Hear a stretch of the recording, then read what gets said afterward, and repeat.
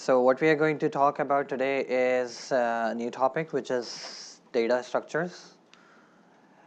So what comes into your mind when you see this term, data structure?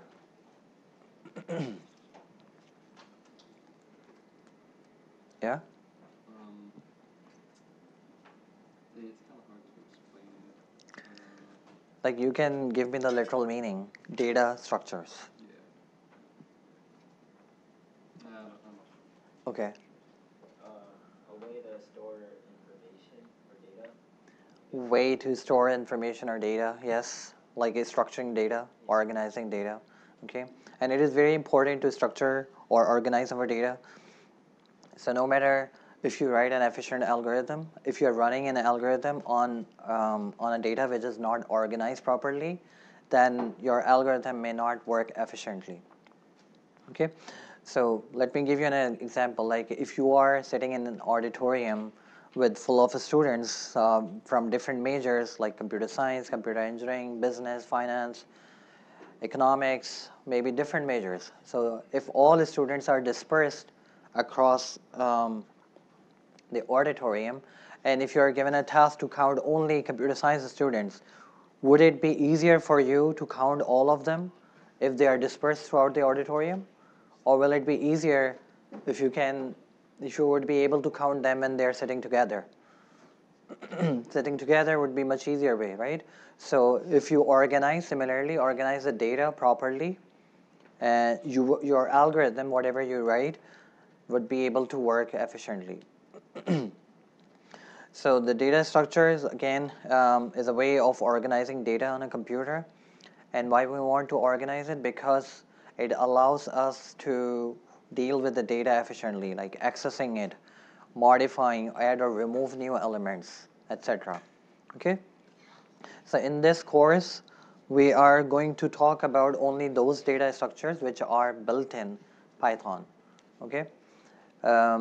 There are many other data structures, different ways or different techniques of organizing data, but you will be studying those things in 2050. So we will only be focusing on what is readily available to us in Python. Okay? So the first data structure is list, and we are going to talk about its basic. So first I will present the theoretical concepts, which is important for your exam perspective, and then we will also do a hands-on practice. So list is a container, which is an object that groups related objects together. Again, you might have already found me using the term container, using the term U-Haul container, right? So whenever I refer to container, it means that some object in which I can store more than one values, more than one elements. So same is the case here. So we are actually discussing now the containers. So how do we create list in Python? There are two different ways. The first is very simple and straightforward, and this is what mostly people do, like enclose all the comma separated values and inside the square brackets.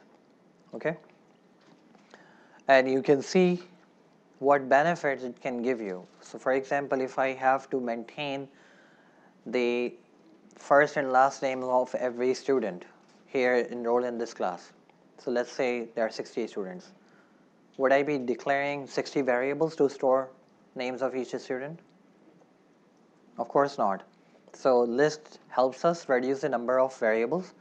So I would define just only one variable, student, and I will enclose all the students' names separated by comma in this square bracket. It will create a list. It's a container where all the students' names are stored. Similarly, ages is another container. Just like you can have multiple U-Haul boxes, similarly you can have multiple containers, multiple lists in your program. Yeah, question? Okay, so this is one way and a straightforward approach. The second way is using a built-in list function. Okay, so you can specify an iterable object here, like ABCD string. So every character will be treated as a separate element. Okay, so there are these two ways for creating lists. But here, it's not only the string types; it can have multiple different types of data. So as I mentioned earlier, lists are useful for reducing the number of variables in a program, and the items in a list are generally referred as element. So element 1, element 2, and so on and so forth. Okay? Any questions so far?